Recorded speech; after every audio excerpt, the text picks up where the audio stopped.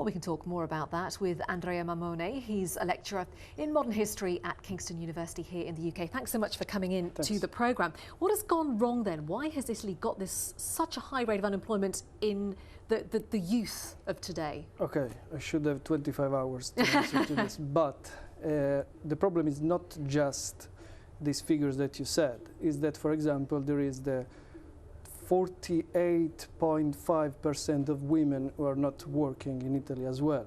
Plus, probably that figure is not right in the sense that there is the 12% of people who are working in the black market, so maybe it is a bit less.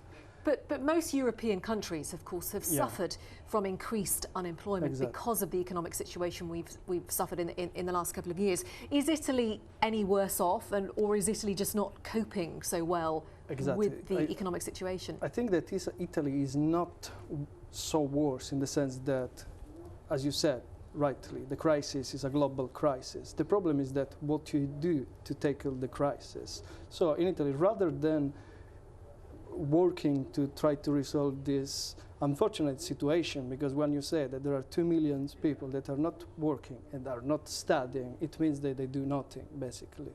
What is the government doing for this?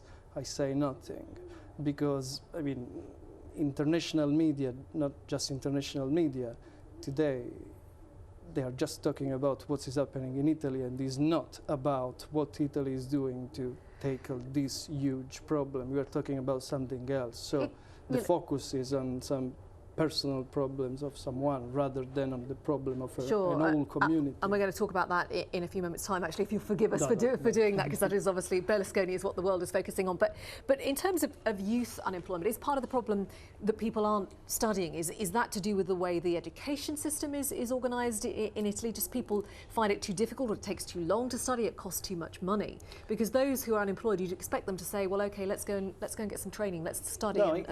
Education is not expensive, especially if compared to this country or to the United States. And actually you can also, I mean, if you pay your fees, you can stay there even 10 years. The problem is not actually a problem. Quite on the contrary, many people go to study because they don't know what to do, because there are not many jobs. So it's sort of, sometimes it's a sort of waiting list. You go there, you take your degree. So it's not the problem that the education is not, is too expensive. I don't think even that the education is not good in Italy. I think that it's quite good. I mean, probably it's too theoretical. Sometimes it's too long. As I said, you can take 6, 7 years to finish it.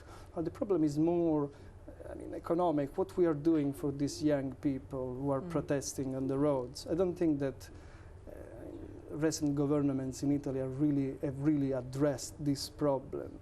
So I don't think that the problem is in the educational sector. The problem is that in the political one, who is doing almost nothing to cope with the economic situation in the country. We are going to talk about the subject that you mentioned a little earlier, the Italian Prime Minister Silvio Berlusconi hitting the headlines right across the world for these latest allegations that he's used prostitutes. Before we talk about that with you, we were interested to go out and find and see what normal Italians had to say about their Prime Minister's behaviour, bearing in mind they're used to the fact that he has somewhat strange behaviour. Let's hear what they had to say.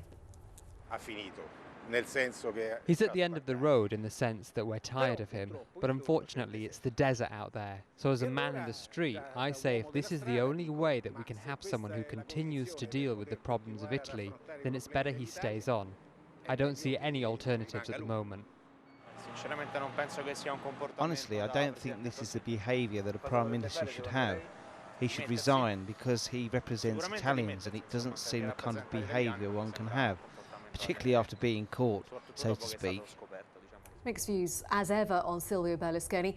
Has he gone too far, assuming these allegations are true, and will this possibly bring him down? Because Italians seem to be quite happy sometimes to let his private life dominate his public life and let him carry on. Exactly. I don't know where you find these people, in the sense that, yeah, they are perfectly right. This is a sort of embarrassing moment for the whole country, in my view, especially for Italians like me who are abroad. But the problem is that not everyone is thinking as them. One of the first one said something interesting, in the sense that he said there is no alternative. So this is one of the problems why Italians are still, some part of the population is still with Berlusconi. So there is no alternative. There is no political alternative. People don't see who could actually lead this country in opposition to Berlusconi, let's say. On the other hand, I have this strange idea about the crisis, the world crisis, the world situation is broader than it appears, in the sense that for me the problem is that there is an ethical and moral crisis in the country. That's the key to understand why Berlusconi is winning and why he's still there in spite of the fact that there are many scandals. I personally call it a sort of counter-enlightenment rebellion, in the sense that this is a challenge. It is a challenge to whole principles stemming from the Enlightenment, from the French Revolution, let's say, where you think that everyone should be equal, everyone should be equal in front of the law, for example. But there is, in Italy you find this strange situation that in part of the population there is this idea that this homo politicus, the politician, could have a better and prominent role. They have a prominent role everywhere, but everyone is equal. And in Italy there is this idea that, well, it's normal that if he does something, because he's empowered to do this. It's a sort of Middle Ages idea that is permeating the country again. And this is, I think that this will be the main legacy of Berlusconismo in Italy. This is one of the reasons why some people are still with him, because in some ways, he's able to, you can say, okay, he's going with, he has all these allegations with lots of women, but I'm sure that you have been in Italy. Do you think that going with women is a problem in my country? Not in your country, no, but certainly not. I know. And also the. So this is a key problem. Then you see Andrea, that there is I'm so sorry, we're running out of time. Okay. I could talk about Berlusconi because he fascinates all of us, particularly in the rest of Europe. His behaviour fascinates us, but we're going to have to leave it there. Andrea Mammone, appreciate your time. Thank you so much.